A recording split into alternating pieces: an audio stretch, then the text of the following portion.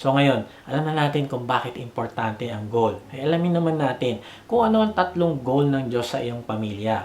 Number 1, God's goal for your family is to bring Him glory.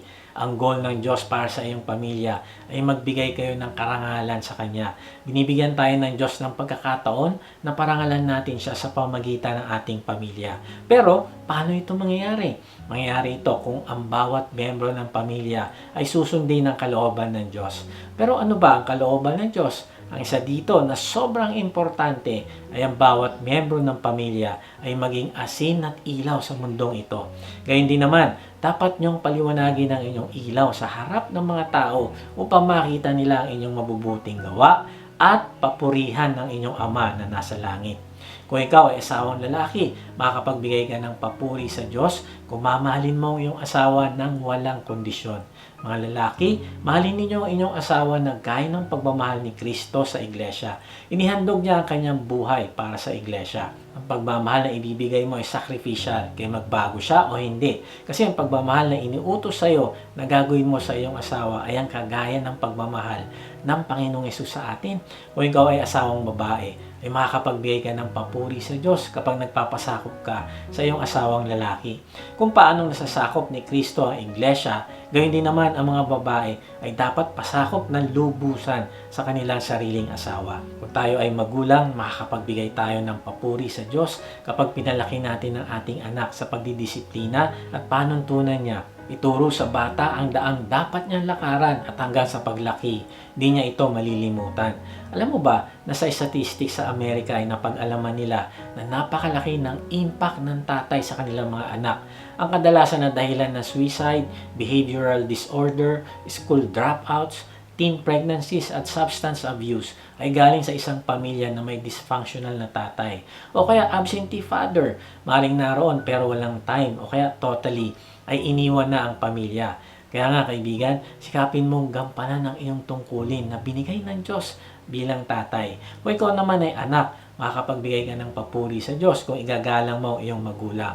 Susundin at aalagaan. Igalang mo ang iyong ama at ina. Sa gayon mabubuhay ka ng matagal sa lupaing ibinigay sa inyo ni Yahweh na inyong Diyos. Ang pamilya natin ay magbibigay ng parangal sa Diyos kung nagmamahalan at nagpapatawaran at lumalago ang relasyon sa Kanya. Number 2, God's goal for your family is to display His character. Kung nanampalataya ka sa Panginoong Hesus at tinanggap mo siyang Panginoon at tagapagligtas, ay naging bagong nilalang ka na. Kaya't kung nakipag-isa na kay Kristo ang isang tao, isa na siyang bagong nilalang. Wala na ang dati niyang pagkatao. Sa halip, ito'y napalitan na ng bago. Sa tulong ng banal na espiritu na nananahan sa iyo, ay unti-unti kanyang babaguhin habang nagpapasakop ka sa kanya. At dahil naalis na ang takip sa ating isipan, nakikita na natin ang kapangyarihan ng Panginoon. At ang kapangyarihan ito ay mula sa Panginoon na siyang banal na espiritu, ang siyang unti-unting bumabago sa atin hanggang tayo maging katulad niya. Kaibigan, kung tumanggap ka na sa Panginoong Hesus, ay nananahan na sa iyo ang banal na espiritu at ang layunin niya sa iyo ay tulungan ka maging katulad ng Panginoong Hesus na magbubunga ng pagbabago sa iyo. Ngunit ito ang bungang makikita sa taong namumuhay sa kapangyarihan ng banal na espiritu. Pag-ibig, kagalakan, kapayapaan, pagtitiis, kabutihan, kagandahang loob, katapatan, kahinahunan at pagpipigil sa sarili. Kung ganito ang pamumuhay natin, hindi natin malalabag ang mga utos ng Diyos. Ito ang mga bunga na gusto ng Diyos na maipamuhay ng ating pamilya upang magbigay ng karangalan sa Kanya. Halimbawa, may papakita natin itong kahinahunan sa ating mga anak kung sila ay nakakagawa ng mga bagay na talaga namang nakakagalit at nakakasama ng loob, gaya ng pagiging rebelde at ungrateful. Sa kabilang banda, may papakita naman natin ang pagtitiis sa ating asawa kung siya ay may ginawang hindi mo nagustuhan at nakaramdam ka ng pagtraidor at pagwawalang bahala sa iyo. Ang magiging reaksyon mo sa iyong asawa ang magbibigay ng karangalan sa Diyos. Isa pa, may papakita mo ang kapayapaan at pagtitiwala sa Diyos sa iyong mga anak kapag dumadaan kayo sa problema. Kapag nakikita ka ng iyong anak na kahit dumadaan kayo sa hirap pero ginagawa mo pa din ang tama na gusto ng Diyos, ay nagbibigay ka ng karangalan sa Kanya. Kaibigan, ang iyong pamilya ang gagawing training ground ng Diyos para ma-develop ang iyong character. Ang nakakalungkot ay mas inuuna natin ang paghabol sa iba't ibang achievements na hinahangaan ng mga tao kaysa sa pag-develop ng ating character. Ang goal ni James Dobson ay maging tennis champion sa kanilang eskwelahan at nakamit naman niya ito. Proud na proud siya dahil nakadisplay sa school nila ang kanyang trophy. Kaya lang, makalipas ang maraming taon, ay meron nagpadala sa kanya ng kanyang trophy sa bahay. Dahil natagpuan nila ang kanyang trophy sa basurahan. Alam mo, hindi nare-realize ng mga tao na ang kasikatan, pera, achievements, at iba pa ay nawawala, nakakalimutan. Reputasyon na iniingatan mo ay mawawala din. Ilang generation lang at hindi na malalaman ang na-achieve mo ng iyong mga kaapu-apuhan. At ang mga tao ay hindi na din malalaman na ikaw ay isang business tycoon. Kaibigan, pakinggan mo itong testimony ng isa nating kapatid na nagkaroon ng goal sa maling paraan. Subalit, natagpuan ng Panginoong Yesus at nabago ang kanyang buhay. Ako po ay isang solo parent with 4 grown-up kids na pahiwalay sa asawa 19 years ago at mula noon ay namuhay na parang robot na kinakailangan magtrabaho ng puspusan para matustusan ang pangangailangan ng pamilya. Sobrang warrior po ako noon. Iniisip ko na sa bigat ng responsibilidad ko, kailangan magdoble kayod pero di pa rin sumasapat. Ni hindi ko naiisip tumawag at humingi, magtiwala sa provision ng Diyos noon. Ang dasal ko lang sa Kanya, sana swertehin ako at makahanap ng sasalo sa mga problema ko. Ang tingin ko sa Diyos noon ay parang genie lang na nagbibigay ng sagot at swerte ayon sa kahilingan mo. Ang sarili ko lang ang inaasahan ko sa buhay kaya naman sobrang gulo at hirap ng pagpapalaki ko sa mga anak ko. Bagamat naiintindihan nila na kailangan kong magpakalunod sa trabaho para sa kanila, alam ko na nagkukulang ako sa pagkalinga.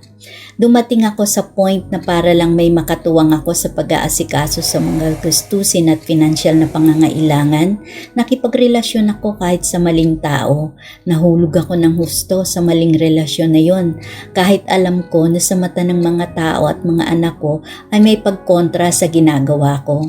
Walang-wala sa isip ko at sa puso ko ang kasalanan na ginagawa ko sa Diyos.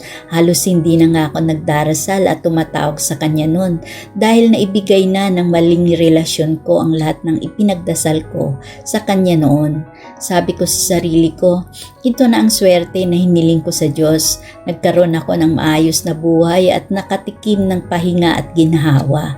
Ang akala ko noon, iyon ang sagot sa mga panalangin ko, maayos at maginhawang buhay. Although may maayos na trabaho naman ako, sa tingin ko noon ay kulang ang aking kinikita dahil may mga kapritsyo din ako sa katawan. Kumbaga, mataas din ang standard of living ko. Hanggang isang araw ay nalaman ko na lang na ipinagpalit na ako sa iba.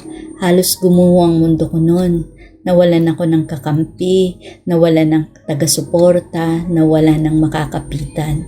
Sa sobrang heartbreak at depression ko, naramdaman ko ang pagkawala ng taong nalugmok ako. Madalas ako manood ng mga uplifting videos para mabawasan ang sakit na nararamdaman ko, hanggang nasumpungan ko at naisipang i-follow sa YouTube at FB ang CCF Antipolo, at doon ko din nakita ang mga streaming ni Brother Mike Pineda ng Watchi. Napadalas ang panunood ko hanggang tuluyang kong nakalimutan ang maling relasyon na nagbigay ng matinding sakit sa kalooban ko. Dito ko nakilala ang totoong Diyos, ang pagmamahal ng Diyos na sasapat sa lahat ng pangangailangan ng bawat tao. Natuto ako na mamuhay ng simple na naaayon sa aking kinikita. Natutunan ko kung paano tumawag at magkaroon ng personal na pakikipag-usap sa Diyos. Kaya naman nagdesisyon ako na isurrender na ang lahat sa Panginoon. Bagamat paminsan-minsan ay may panghihinayang sa nawalang ginhawa dala ng maling pakikipagrelasyon, kapag naiisip ko naman ang napakaganda pangako ng kaligtasan sa pamamagitan pagtanggap kay Jesucristo, ay napapawi ang panghihinayang ko. Alam ko na si Lord lang ay sapat na para sa buhay ko. Masisigurado pa ang eternal life ko. Hanggang sa tuluyan ako nagpasakop sa kagustuhan ng Panginoon. Nagpabautismo ako at ngayon ay isa na rin sa mga D-group leader ng WOTG under Brother Mike Pineda. Ang naging karanasan ko at kung paano ako tinawag ng Diyos noon sa gitna ng kalungkutan at kasawian ko, ang pinakamagandang naging testimony ko sa aking mga ka-D-group at ang patuloy kong isinishare hanggang ngayon dahil alam ko na may maganda itong mensahe. From a woman na warrior to a warrior strong woman because of Jesus Christ. Sabi nga sa Hebrews 13:6, "So I say with confidence, the Lord is my helper. I will not be afraid." Napatunayan ko ang kalagahan ng relasyon sa Diyos na pinakamatibay na relasyon at di mapupunuan ng sino mang tao. Sa ngayon, ako ay matatag pa rin sa aking trabaho bilang F&B Department Head sa isang golf club dito sa Antipolo at may sarili na rin pong maliit na negosyo na kaloob ng Diyos dahil alam ko na hindi tayo pababayaan basta tayo ay nakakapit sa Kanya at tapat na nananampalataya at nagtitiwala. To God be all the highest glory. Salamat sa buhay mo, Virgie. Nakita ko na sobrang focus ka sa pagsunod sa Panginoong Yesus. Bagamat may mga temptation na bumalik ka sa paraan ng mundo, ay hindi ka natinag na naging dahilan naman ng pagpapala ng Diyos at pagbabago ng iyong buhay. Kaibigan, gusto bang maranasan ng Diyos at magbago ang iyong buhay? Magsimula ka gumawa ng personal at family goals mo na magbibigay ng kaluwalhatian sa Diyos at buong lakas at puso mo itong tuparin. Maaaring sinasabi mo, single parent lang ako, paano ito mangyayari? Okay lang yon. Ikaw ang magiging representative ng Diyos sa kanila. Ikaw ang nanay at ikaw ang tatay at the same time.